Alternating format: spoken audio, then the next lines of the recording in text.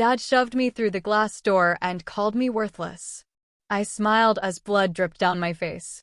"You've lost it all," I told him.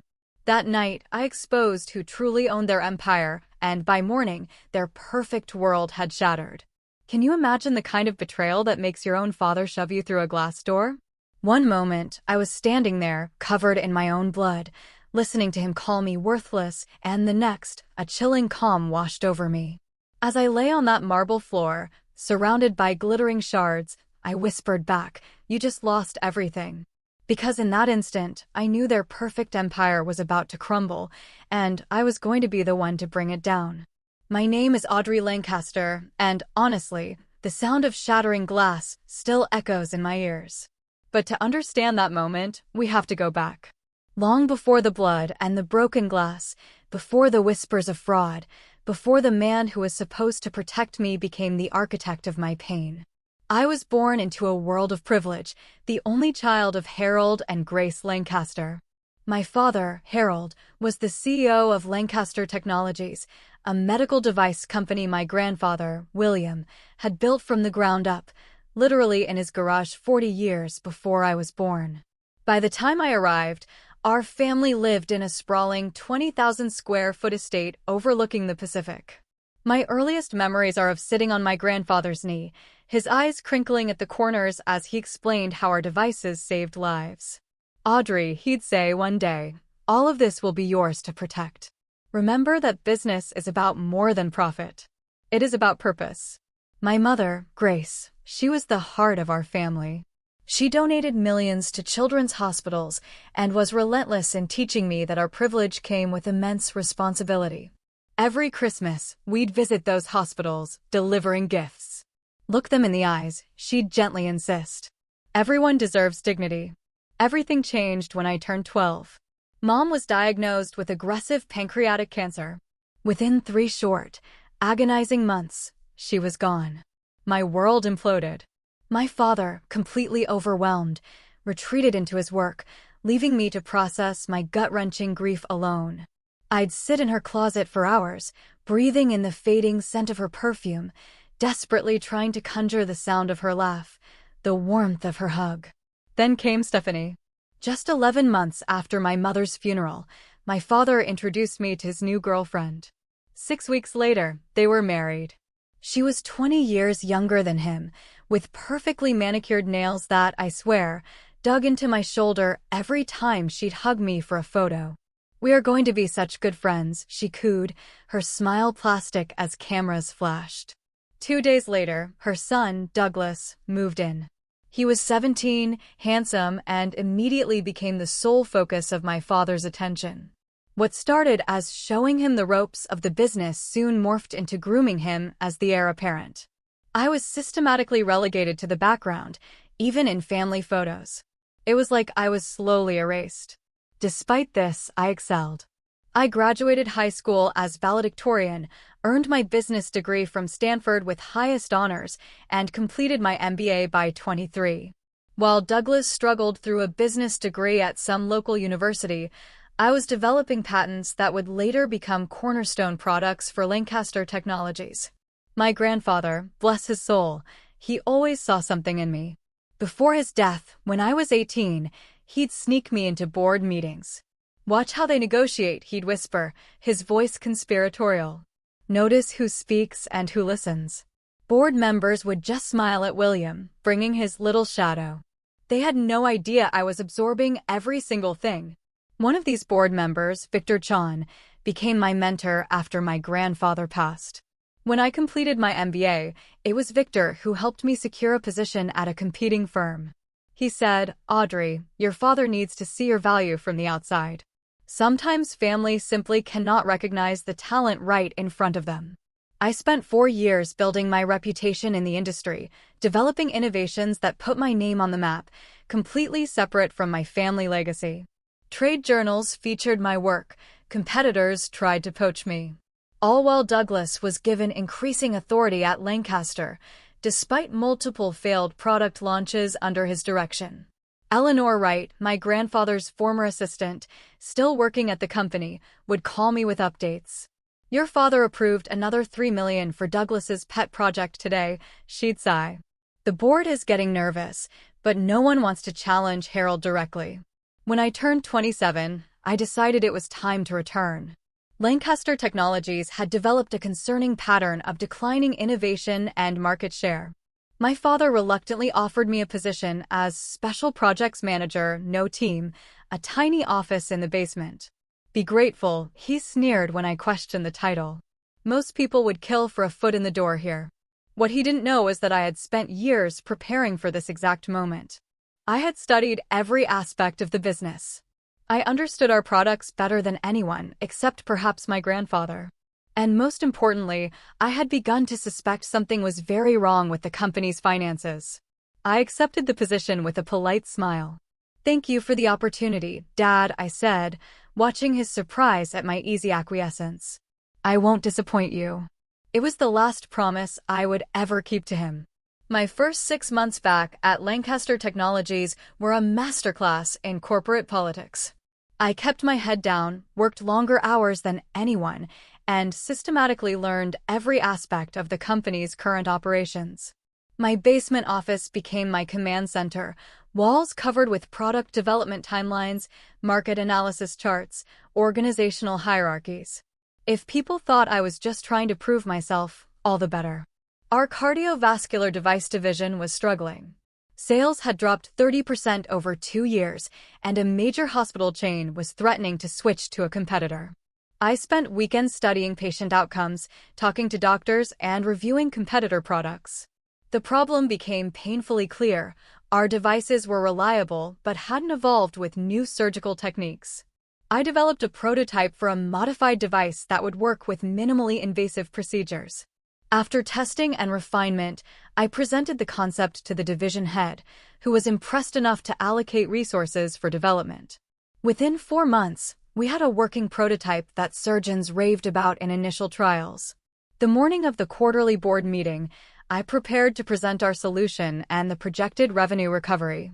But when I arrived at the boardroom, my father was already presenting my work, my slides, my research, my prototype in his hands. As I have been directing the team, he said smoothly, we have developed a solution to the cardiovascular division challenges. I stood frozen in the doorway. Board members nodded appreciatively, taking notes. Victor caught my eye, a slight frown on his face, but said nothing. When my father finished, applause filled the room. Audrey, he acknowledged my presence finally, a dismissive wave of his hand. Nice of you to join us. Take a seat if you can find one. The only empty chair was in the corner, away from the table. I sat quietly, a professional smile fixed in place, while pure, searing rage burned inside me. After the meeting, I approached my father in his office. Those were my designs, I said, my voice unnaturally calm. My research, my prototype. He barely looked up from his computer. You work for Lancaster Technologies. Everything you develop belongs to the company. To me, I countered. I deserve credit for my work. Finally, he looked at me, irritation clear in his eyes. You know what you deserve? To be grateful. I gave you any position here at all. Douglas would have solved the cardiovascular problem eventually, in time for our largest client to walk away. His face hardened. Go back to your little projects, Audrey. The adults are running the business. The following week, company-wide emails announced Douglas's promotion to Executive Vice President of Product Development, citing his innovative solution to the cardiovascular division crisis as evidence of his leadership. My name appeared nowhere. That night, I received a call from Eleanor. Are you sitting down? She asked, her voice hushed. What happened? I was cleaning out some old storage files and found something you need to see. It's about your grandfather's will. We met at a coffee shop 3 blocks from the office. Eleanor handed me a manila envelope. These are copies, she said. I put the originals back exactly where I found them. Inside was a draft of my grandfather's will dated 2 months before his death. It explicitly stated that his controlling shares of Lancaster Technologies should be held in trust until I reached 30 years of age, at which point they would transfer to me directly. This was never executed, I whispered, flipping through the pages. The will that went through probate left everything to my father. Eleanor nodded grimly. There's more. Keep reading. The envelope also contained a series of emails between my father and the family attorney dated just days after my grandfather's death. They discussed modifications to the will before filing and ensuring continuity of leadership without complications. He changed the will, I whispered, my blood running cold. It appears so, Eleanor confirmed. And there's something else. The company financial reports have inconsistencies, small enough to miss if you're not looking closely, but they've been growing. The next day, I encountered Stephanie in the executive wing. She stopped me with a perfectly manicured hand on my arm. Audrey, darling, we haven't had a proper chat in ages. Lunch this week. I agreed, curious about her sudden interest. We met at an exclusive restaurant downtown where she ordered a $100 bottle of wine before noon. I worry about you, she said, studying me over her glass. All work and no social life. At your age, I was already married. I'm focused on my career. Yes, but is it making you happy? You keep pushing for recognition and your father, he cannot give it to you. I set down my fork. Cannot or will not. Her smile tightened. Harold built this company into what it is today. It pains him to see you constantly challenging his decisions. Douglas knows how to support your father rather than compete with him. Is that what you think I'm doing? Competing? Darling. She leaned forward, her voice dropping conspiratorially. We both know you've always wanted what Harold built. But some things are not meant to be. Perhaps if you found fulfillment elsewhere, you wouldn't need to prove yourself here.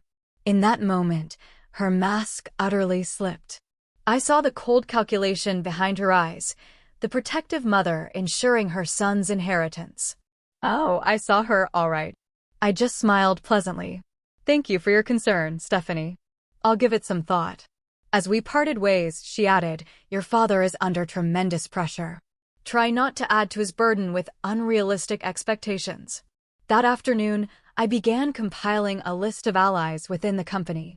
Division heads who had praised my work, engineers who respected my technical knowledge, administrative staff who had been there since my grandfather's time. I would need them all if my suspicions proved correct. My most surprising ally emerged 2 weeks later during a product safety review. Jackson Wright, recently hired to the legal department, questioned some contract language that seemed designed to obscure liability. We ended up working late, ordering takeout as we revised documentation. This isn't my first rodeo with vague safety language, he said, loosening his tie. My last firm specialized in corporate malfeasance cases. Defending the corporations? I asked. Sometimes. Sometimes helping whistleblowers. He studied me for a moment. The cardiovascular device modifications were yours, weren't they? Not Douglas's. I stiffened. What makes you say that? The technical language in the specifications. Douglas can barely explain how the devices work in layman's terms, let alone articulate the engineering principles. I said nothing, but Jackson nodded as if my silence confirmed his suspicion. Corporate families are complicated, he said. I've seen how they can rot from the inside. Over the next several weeks, I began noticing financial patterns that deeply disturbed me. Research funds allocated to projects that produced no results.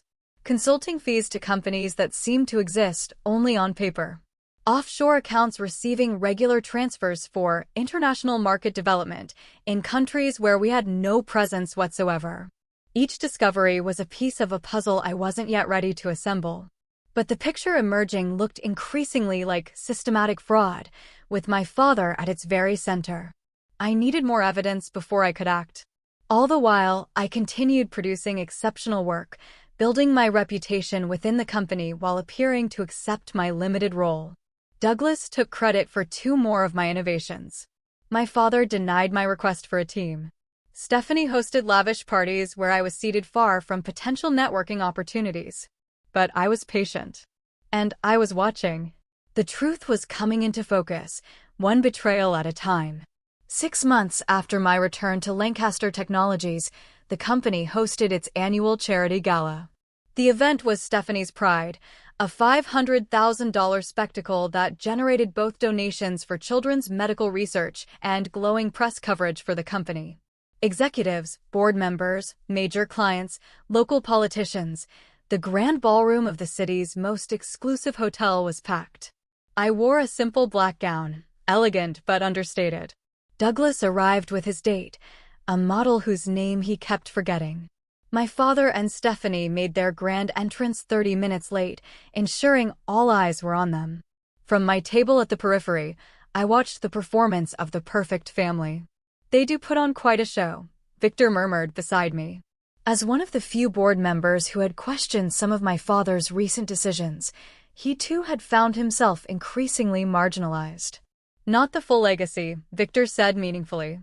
"Your grandfather would have handled things differently." Midway through dinner, I excused myself. Taking a detour, I slipped into a service corridor and made my way to the hotel business center. Using the access code Eleanor had provided, I logged into the Lancaster Technologies secure server. For 20 tense minutes, I downloaded financial documents from restricted folders. My hands trembled slightly as reports filled the screen. Company funds had been diverted through a complex web of subsidiaries, research budgets manipulated, tax documents altered. The irregularities I had noticed were just the surface of a systematic fraud spanning years. As I was about to log out, I found one more folder labeled William Estate. Inside was the smoking gun, the original version of my grandfather's will, exactly as Eleanor had described, leaving controlling interest to me upon turning 30. Alongside it was documentation of how it had been altered after his death. I transferred everything to an encrypted drive and returned to the gala, my expression carefully neutral despite the thundering of my heart. When Douglas drunkenly clinked his glass to make an impromptu speech about continuing the Lancaster legacy of innovation, I applauded politely while mentally calculating how many federal laws my father had broken. The evening concluded with my father announcing a new children's hospital wing named after Stephanie. The irony was unbearable. My mother had dedicated her life to those hospitals. Now Stephanie was literally putting her name on that legacy, too. As guests departed, my father summoned key executives to our home for nightcap strategy discussions. These after-parties were infamous for the real business decisions made over expensive scotch. For once, I was included, perhaps because excluding the only Lancaster actually present at the founding family's table would have seemed too odd to the clients in attendance. Our family estate was lit up as cars pulled into the circular driveway. Staff took coats and served drinks in the main hall. I watched my father hold court, board members and executives laughing at his jokes, seeking his approval. The power he wielded was intoxicating to them. Around midnight, as discussions broke into smaller groups, I made my way to my father's home office.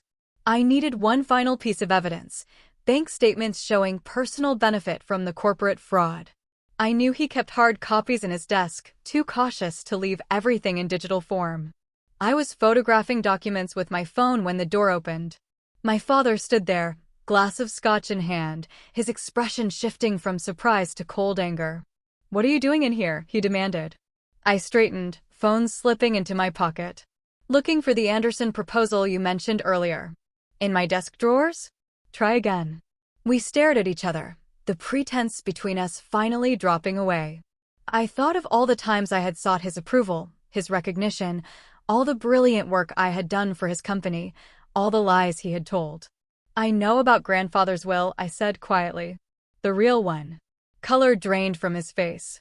"You have no idea what you're talking about." "I know about the offshore accounts, the diverted research funds, the tax fraud." He set down his glass carefully. "You think you understand business at your age? Sometimes complex strategies look questionable to inexperienced eyes. Fraud looks like fraud to federal prosecutors." His expression hardened. "Are you threatening me?" "I am telling you I know the truth about everything, including how you built your precious empire on stolen inheritance and criminal activity. You ungrateful little." He stopped himself, visibly bringing his anger under control. "Everything I did was to build this company, to create a legacy. A legacy you stole from me. You." He laughed harshly. "You could never handle what I've built. You're too much like your mother. Soft.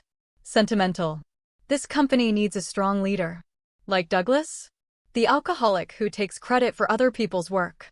His face flushed dark red. "At least he understands loyalty. Is that what you call it?" "I call it enabling criminal behavior." He stepped toward me, his voice dropping dangerously.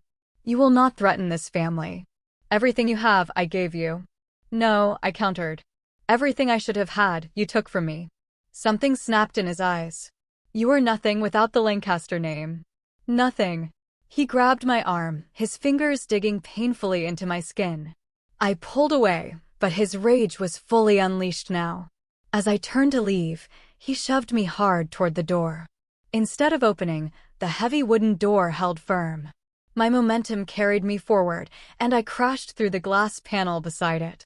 The sound was deafening. Sharp pain exploded across my back and arms as glass shattered around me. I landed hard on the hallway floor, stunned and disoriented. Warm wetness spread across my face. Blood. Silence fell as party guests turned to stare. Stephanie appeared in the doorway of the living room, her hand flying to her mouth. Douglas stood behind her, eyes wide. My father stood frozen in the doorway, the realization of what he had done slowly dawning on his face. For a moment, he looked exactly like the frightened old man he was, all illusions of power stripped away by one act of violence. I touched my face, my fingers coming away red. Strangely calm, I looked up at him as blood trickled down my cheek. A smile spread across my lips. You just lost everything, I whispered. Stephanie rushed forward suddenly, all concerned for the watching guests. She tripped, she announced loudly. Too much champagne. Let's get you cleaned up, Audrey. No one moved to help me stand. I rose slowly, glass tinkling from my dress, blood dripping onto the marble floor. Douglas stepped forward, perhaps to guide me away from the shocked onlookers. But I shook my head. Don't touch me, I said clearly. None of you touch me. I walked straight through the crowd, head high, feeling the blood drying on my skin. Behind me, I heard my father instructing guests that the party was over. Stephanie's nervous laughter. Douglas offering to drive someone home. In my bathroom, I examined the damage. Dozens of small cuts covered my arms and back. A deeper gash ran along my hairline, accounting for most of the blood. As I carefully removed glass fragments and disinfected the wounds, I made my decision. Years of theft, fraud, lies, manipulation, all of it would end tonight. I had everything I needed now, including witnesses to my father's violence. The carefully constructed facade of Lancaster family perfection had shattered along with that glass door. By morning, the empire would follow. I didn't sleep that night. Pain from dozens of cuts kept me alert, but it was adrenaline and unwavering resolve that truly kept exhaustion at bay. After treating the worst of my injuries, I changed into practical clothes and began executing the plan I had been mentally refining for months. First, I backed up all the evidence I had gathered to 3 separate secure locations, 1 cloud server, 1 physical drive hidden in my apartment, and 1 set of documents mailed to Jackson's personal address days earlier as insurance. If anything happened to me, instructions would ensure everything reached the proper authorities. As I worked, memories surfaced unbidden, my grandfather showing me the first medical device he ever patented, my mother's gentle guidance, the moment I realized my father saw me as competition rather than his daughter. The gradual erosion of my place in my own family. At 3 o'clock in the morning, my phone buzzed with a text from Eleanor. Are you all right? Hearing concerning rumors about an incident at the gala.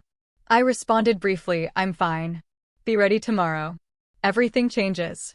She replied immediately, whatever you need. Eleanor had been loyal to my grandfather for 30 years.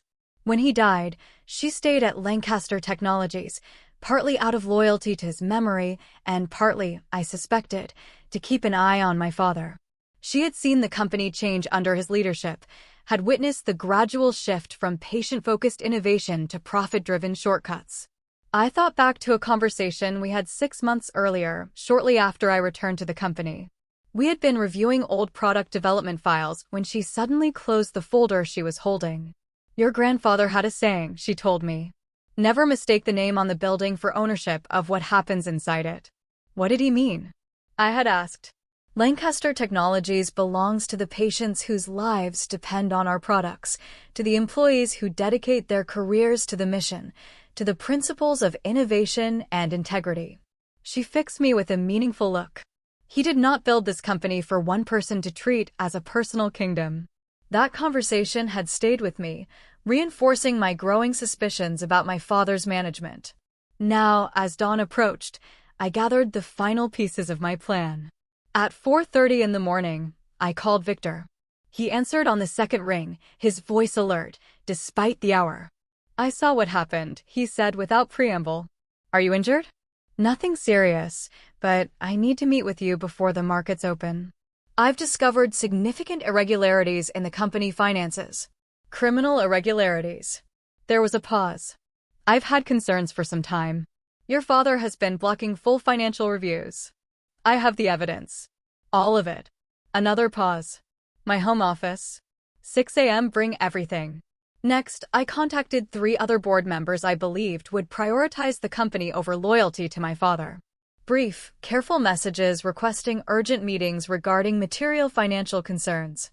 2 responded immediately, agreeing to conference calls later that morning. At 5:15 a.m., I reached out to Jackson. Despite the hour, he answered promptly. "I need legal counsel," I said unofficially, "before I take official action." "Is this about what I think it is?" "Yes. And more. There was an incident last night. I heard whispers." "How badly are you hurt?" "I'll live. Can you meet at my apartment in 30 minutes? It's secure, and I have what you might need." What Jackson had was experience with corporate whistleblower cases. Before joining Lancaster Technologies, he had helped expose similar fraud at 2 other major companies. He had been hired during a period when my father was traveling, his resume approved by the head of legal, who had since been pushed into early retirement. When I arrived at his apartment, he took one look at my face, the bandage at my hairline, and wordlessly poured me a cup of coffee. "Start from the beginning," he said, pulling out a legal pad. "Everything you have found and everything that happened last night." For 45 minutes, I laid out the evidence, financial discrepancies, the altered will, the pattern of control and isolation, and finally, the violent culmination at the gala after-party. "You have enough for the SEC, the IRS, and likely criminal charges," he confirmed, reviewing my documentation. "But you need to consider what this means. Going public burns everything to the ground. The company's stock will plummet. Jobs could be lost. Your family name tarnished permanently." "I have considered all of that," I replied. "I also considered what happens if this continues. Patient safety compromised for profit. Employees working for a criminal enterprise without knowing. My grandfather's legacy corrupted beyond recognition." Jackson studied me for a moment. "There is no halfway option here. Once you pull this trigger, you cannot take it back." "I know. And you're ready for the personal cost? Your father will likely face prison. Your relationship with your family destroyed forever." I touched the bandage on my forehead, feeling the sting of the cut beneath. "That relationship was destroyed long ago. I just didn't want to admit it." Jackson nodded slowly. "Then let us make sure this is done right. Maximum impact, minimum legal exposure for you." Together, we crafted communications for each recipient. The SEC would receive comprehensive financial records. The board members would get summary evidence and emergency protocols for company stabilization. Select journalists would receive carefully curated information packages, timed for release after official investigations began. "What about your claim to controlling interest?" Jackson asked. "The altered will?" "One battle at a time," I said. "First, we stop the criminal activity. Then we can address ownership through proper legal channels." By 9 a.m., I had met with Victor and one other board member, Patricia Alvarez. Both were ashen-faced after reviewing my evidence. "We will need to call an emergency board meeting," Victor said. "Suspend Harold pending investigation." "He will fight it," Patricia warned. "Let him," I replied. "The evidence speaks for itself." At 10 a.m., I returned to my apartment to make final preparations. My phone had accumulated 23 missed calls from my father, 12 from Stephanie, and 9 from Douglas. I ignored them all. Instead, I called 3 journalists known for their thorough reporting on corporate malfeasance. Each conversation was brief, professional, and ended with scheduled delivery of documentation later that day. As noon approached, I felt a moment of hesitation. Was I truly ready to destroy my family in such a public way? Then I remembered my grandfather's integrity, my mother's compassion, the values they had instilled in me that had been betrayed by my father's greed. I remembered the feeling of glass shattering against my skin. The look in my father's eyes, not of remorse, but of rage that I had provoked him into revealing his true nature. I made one final call to Eleanor. "It's happening today," I told her. "Be prepared for chaos." "I have been prepared for years," she replied steadily. "Your grandfather would be proud." At 12:30 p.m., I sent the first batch of evidence to the SEC through their whistleblower portal. At 12:45, I emailed comprehensive documentation to the 7 board members I trusted. At 1 p.m., I provided secure access to selected documents to the journalists. Then I waited, knowing the carefully constructed empire of lies was about to collapse. The first domino fell at 2:17 p.m. when I received a call from Victor. "The SEC has contacted legal," he said without greeting. "They are requesting all financial records be preserved immediately. Harold is being summoned to an emergency board meeting at 4. "Has he responded?" I asked. "Not yet. His assistant says he's in meetings off-site." My father was likely in damage control mode, trying to identify the source of the leak. He wouldn't suspect me immediately, believing his display of power last night had put me in my place. "Keep me informed," I said. "And Victor, thank you for doing the right thing. This company was your grandfather's life's work," he replied. "Someone needs to save it from your father." At 3:30 p.m., Jackson texted, "Federal agents just entered the building. Executive floor in lockdown. Files being secured." Things were moving faster than anticipated. I had expected at least a day before federal involvement became visible. Someone on the board must have made additional calls, perhaps to the FBI or Department of Justice. My phone rang again. "Douglas," for the 10th time. I declined the call. By 4 p.m., I needed to retrieve the final pieces of evidence from my father's home.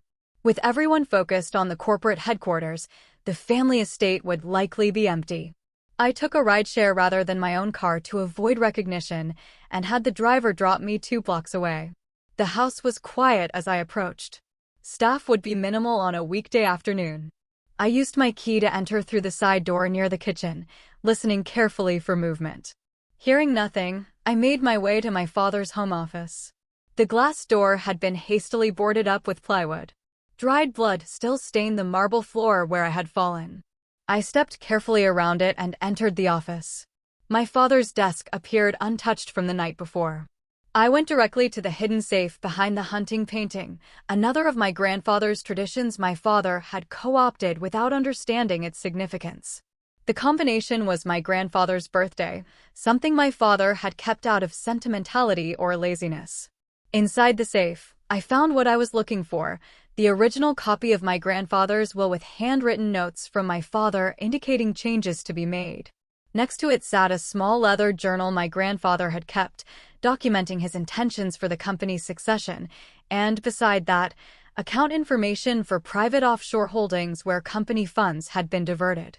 I photographed everything, then carefully replaced the items, except for the journal, which I slipped into my bag.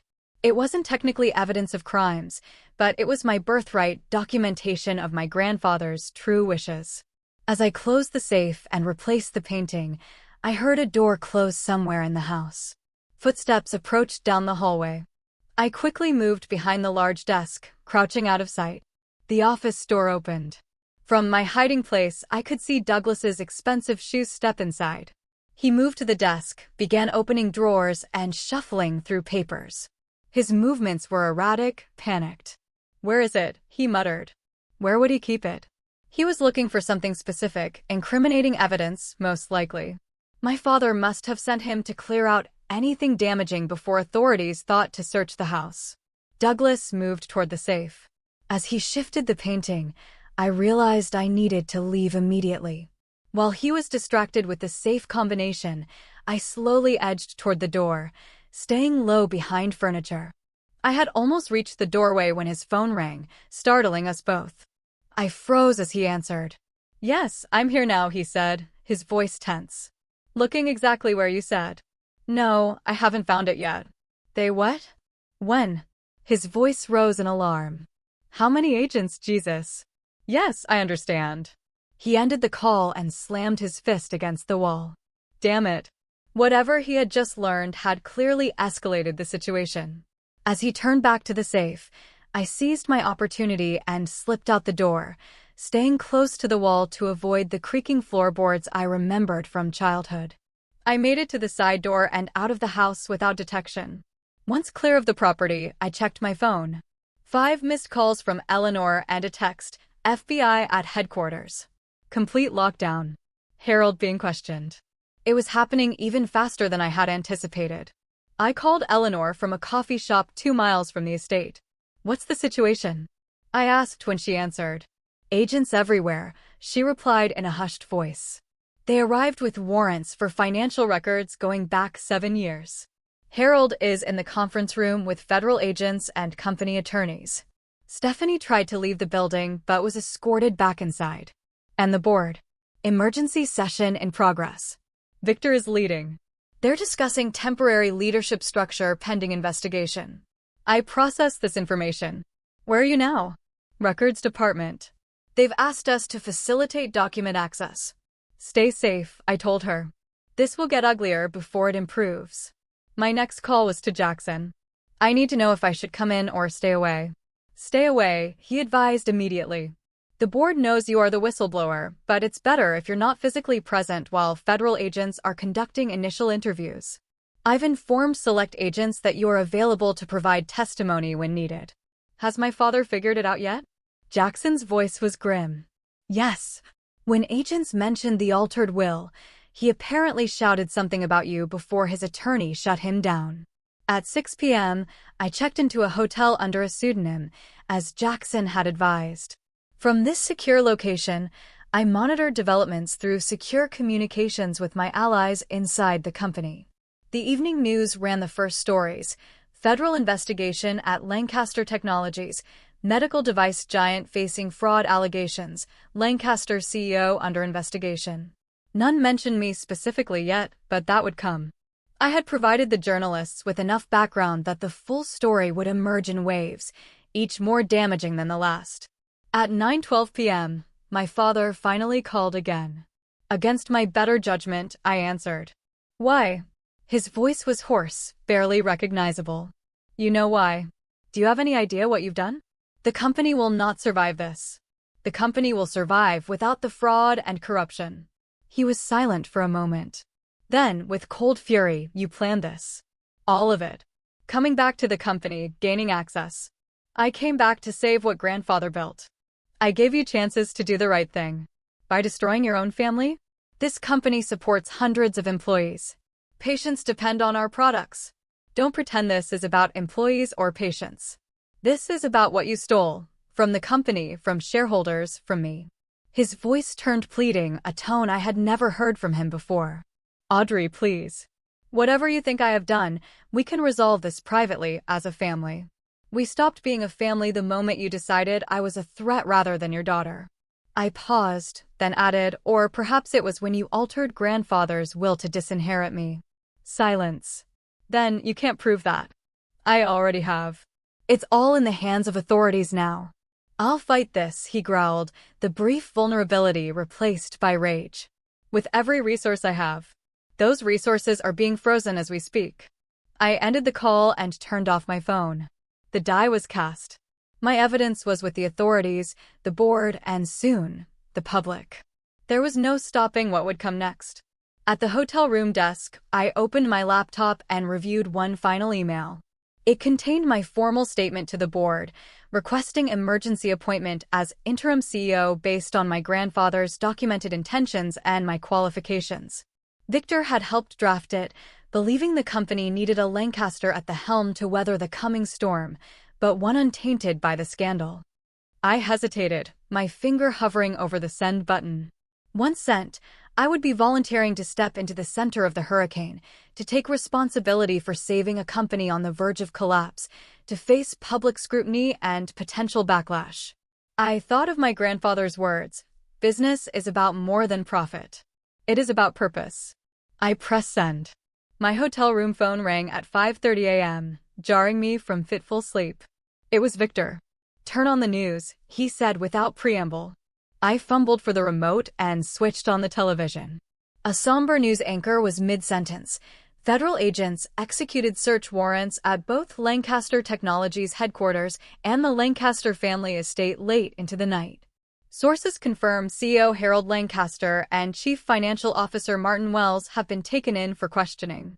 The screen showed footage of my father being escorted to a black SUV, his face ashen, Stephanie following behind with agents on either side. Douglas was notably absent from the footage. The board voted at 4 a.m., Victor continued. Harold has been suspended pending investigation. Wells terminated. Your appointment as interim CEO was approved by a narrow margin. I sat on the edge of the bed, stunned, despite having set these events in motion. When do they need me there? 9 a.m. board meeting to formalize the transition. Federal agents want to interview you at 11. Press conference tentatively scheduled for 2 p.m. The machine was in motion now, unstoppable. I'll be there. After showering, I dressed with careful consideration, a conservative navy suit, minimal jewelry, hair pulled back to partially conceal the bandage on my forehead. I needed to project stability and confidence, not appear as either a victim or a vindictive daughter. On the drive to headquarters, my phone buzzed continuously with messages and calls. The story had broken wide open overnight.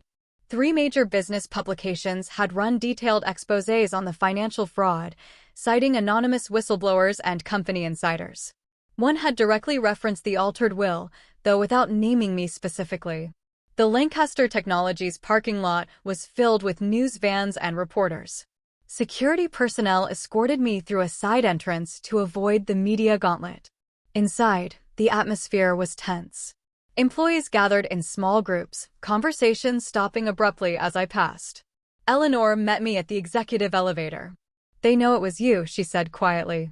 "Not officially, but word has spread." "How are the employees taking it?" "Shocked, confused, afraid for their jobs. But also," she hesitated, "there's relief among some. Your father's management style had become increasingly erratic. People have been walking on eggshells for months." The executive floor was eerily quiet. Federal agents had commandeered several offices, boxes of documents stacked in conference rooms. Victor waited for me in what had been my father's office, now stripped of personal items. "The initial financial assessment is worse than we thought," he said after closing the door. "The fraud extends beyond what even your evidence showed.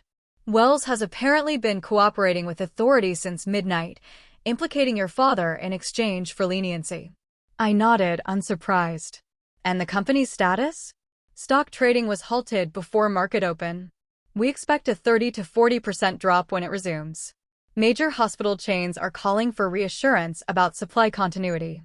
The FDA has requested emergency meetings regarding product safety." "Any indication of actual safety issues?" This was my greatest concern. Patient lives could be at risk. "Initial review suggests the fraud was financial, not product-related. Your father may have been corrupt, but he wasn't stupid enough to risk liability for defective medical devices." Small comfort, but critical. We spent the next hour preparing for the board meeting, reviewing talking points and transition plans. At 8:45, my phone rang. "Stephanie." Against my better judgment, I answered. "How could you?" she hissed, her voice raw with either tears or rage. "Your own father. He made his choices," I replied evenly. "Years of them. They arrested him in front of everyone. Do you have any idea what this is doing to Douglas?" "To me? Where is Douglas, by the way? I noticed he wasn't with you and father last night." A pause. "He's dealing with this in his own way." Translation: likely drunk or hiding. "Stephanie, I have a board meeting to attend. Was there something specific you needed?" "You will regret this," she said, her voice hardening. "When the dust settles, you will have nothing and no one. Family is everything, Audrey. That is exactly why I did this, for my real family. For what they built and believed in." I ended the call as Victor signaled it was time for the board meeting. The boardroom was tense, divided between directors who had supported my appointment and those still loyal to my father. I entered with chin high, taking the seat at the head of the table that had been my father's for 2 decades. "Good morning," I began calmly. I recognize this is an unprecedented situation for Lancaster Technologies. I want to assure each of you that my priority is stabilizing the company, cooperating fully with investigations, and ensuring continued production of the life-saving devices our patients depend on. For the next hour, we addressed immediate concerns, communication strategies, leadership transition, regulatory compliance. I outlined a 90-day stabilization plan, emphasizing transparency and accountability. By meeting end, even the skeptical directors seemed cautiously supportive. At 11 a.m., I met with federal investigators. For 2 hours, I walked them through my evidence, answered questions about company operations, and formally filed my whistleblower statement. They were particularly interested in the altered will and my father's methods of concealing financial transactions. "We will need you to testify if this goes to trial," the lead investigator informed me. "I understand," I replied. "I am prepared to do whatever is necessary." The press conference at 2 p.m. was a controlled spectacle. Standing at the podium with Victor and the board chairman flanking me, I faced dozens of cameras and reporters. Lancaster Technologies has a 50-year history of developing medical devices that save lives, I began. That mission remains unchanged. While we address serious allegations regarding financial improprieties under previous leadership, our commitment to patients, healthcare providers, and ethical business practices stands firm. I took no questions about my father specifically, deflecting to the ongoing investigation. When asked about my new role, I emphasized my qualifications and lifelong connection to the company's founding mission. As the press conference concluded, a reporter shouted, "Miss Lancaster, is it true you were physically assaulted by your father before reporting his crimes?" The room fell silent. The bandage on my forehead suddenly felt conspicuous. I maintained eye contact with the reporter. "I will not be discussing family matters. This is about Lancaster Technologies, its employees, and the patients who depend on our products." "Thank you." Back in the executive office, reports continued flooding in. The company stock had indeed plummeted 35% upon resuming trading. 3 executive vice presidents had resigned. Customers were demanding reassurances. Partners were invoking contract review clauses. Through it all, I maintained outward composure, making decisions, directing resources, and projecting a confidence I didn't entirely feel. By evening, patterns of support had emerged. Long-term employees rallied around the promise of renewed integrity. Industry partners who had known my grandfather expressed cautious optimism about my leadership. At 8 p.m., Eleanor brought me dinner at my desk and an update. "Douglas has been located. He attempted to access sensitive servers before security removed him from the building. Jackson is handling the legal aspects."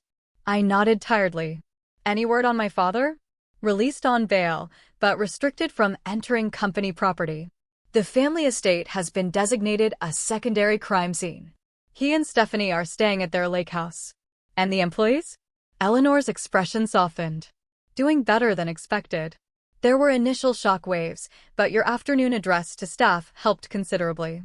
People appreciate honesty after months of obvious gaslighting from leadership." Around 10 p.m., Jackson arrived with additional updates. "The federal case is expanding. They found connections to tax evasion through the offshore accounts. The prosecutor is talking potential plea deals to avoid trial." "Will he take one?" I asked, knowing my father's pride. "His attorneys will push for it. 15 to 20 years, potential sentencing otherwise." The reality of what I had set in motion hit me anew. My father, for all his flaws, facing prison in his 60s. A family shattered beyond repair. My own life forever altered. "Having second thoughts?" Jackson asked gently, reading my expression. "No," I said after a moment. "Just processing the scope of it all." "For what it's worth," he offered, "what you did took extraordinary courage. Many people suspected problems, but looked the other way for years." I thought of the glass shattering around me. The decades of manipulation and betrayal, the legacy nearly destroyed by greed. "It wasn't courage," I replied. "It was necessity." By midnight, I finally left headquarters for my hotel. Security concerns made returning to my apartment inadvisable for now. As the car pulled away from the building, I saw the illuminated Lancaster Technology sign, my family name glowing against the night sky. For the first time in years, it felt like it truly belonged to me again. 6 months after the night my father pushed me through a glass door, I stood at the podium during our quarterly investor meeting. The boardroom was packed, analysts and major shareholders eager to hear how Lancaster Technologies had weathered the storm. The past 2 quarters have shown remarkable resilience, I began, gesturing to the projection behind me. Stock values have recovered 60% from their low point. Our new ethical compliance framework has received industry recognition. Most importantly, not a single patient has experienced disruption in receiving our life-saving devices. The road to this moment had been arduous. The first month after the revelations had been chaos. 3 class action lawsuits from shareholders, FDA audits of all production facilities, employee uncertainty resulting in a 15% voluntary departure rate, media scrutiny that dissected every aspect of the Lancaster family drama. The criminal cases had progressed swiftly. Martin Wells, the former CFO, had accepted a plea deal in exchange for testimony. 3 other executives followed suit. My father initially vowed to fight all charges, but as evidence mounted and former allies abandoned him, his attorneys negotiated a complex agreement, guilty pleas to tax evasion and securities fraud in exchange for dismissal of more serious charges. He received a 7-year sentence, eligible for parole after 4. The financial penalties were severe, the family estate seized as partial restitution. I had not spoken to him since his sentencing hearing, where he had stared straight ahead, refusing to meet my eyes as I delivered my victim impact statement. Stephanie had filed for divorce 2 weeks after his conviction, negotiating her own settlement to avoid charges of complicity. She had moved to Arizona, launching a small skincare line that carefully avoided mentioning her Lancaster connection. Douglas had faced minor charges related to attempting to destroy evidence. He received probation and community service, then disappeared to Europe, occasionally appearing in social media posts from yacht parties and ski resorts, funded by whatever resources he had managed to hide before the collapse. The company's transformation had been my primary focus. We had brought in forensic accountants to identify every financial irregularity, established new compliance protocols, restructured the board to include medical ethics experts and patient advocates, redirected research priorities back to innovation rather than cost-cutting. Most meaningfully, we had established the Grace Lancaster Foundation, named for my mother, dedicated to providing medical devices to underserved communities globally. It was what she would have wanted, what my grandfather had envisioned for the company's broader purpose. Moving forward, I continued addressing the investors. We are launching 3 new product lines developed under our revised research protocols. Clinical trials show unprecedented effectiveness rates, and early adopter hospitals report significant improvement in patient outcomes. Victor, now chairman of the board, nodded approvingly from his seat. We had become partners in rebuilding, his institutional knowledge complementing my vision for the future. Eleanor had accepted a promotion to chief of staff, her loyalty finally properly rewarded. Jackson had remained with the company through the transition, then accepted a position with the Justice Department's corporate fraud division, though we maintained our friendship. Someone needs to catch the next Harold Lancaster before they do too much damage, he had explained. After the investor meeting, I returned to my office, now redesigned to remove all traces of my father's imposing dark wood and hunting trophies. The space was open, with glass walls, symbolizing the transparency I had brought to the company culture. The physical scars from that night had healed, though a faint line remained at my hairline, visible when I wore my hair up. The emotional landscape was more complex. I had lost my family, but reclaimed my heritage. The company now truly reflected my grandfather's vision and my mother's values. That evening, I visited my mother's grave for the first time in years. My father had discouraged these visits, another way of diminishing her influence and memory. I placed white roses, her favorite, against the headstone. "I think you would be proud," I said quietly. "Not of the scandal or pain, but of rebuilding something worthy of your name." The wind rustled through nearby trees, the only response, but somehow enough. My grandfather's journal had become a touchstone during difficult moments. One passage in particular had guided me through the darkest days of the transition. Business empires rise and fall, but integrity stands eternal. Lancaster Technologies must never value profit above purpose or power above people. If these principles are ever compromised, the company must be cleansed through truth, however painful that process might be. He had known, somehow, that such a moment might come. Perhaps he had seen tendencies in my father that concerned him, leading to his original intention to pass control directly to me. In the months since taking control, I had received hundreds of messages from employees sharing how the cultural transformation had affected them. Engineers now empowered to prioritize safety improvements.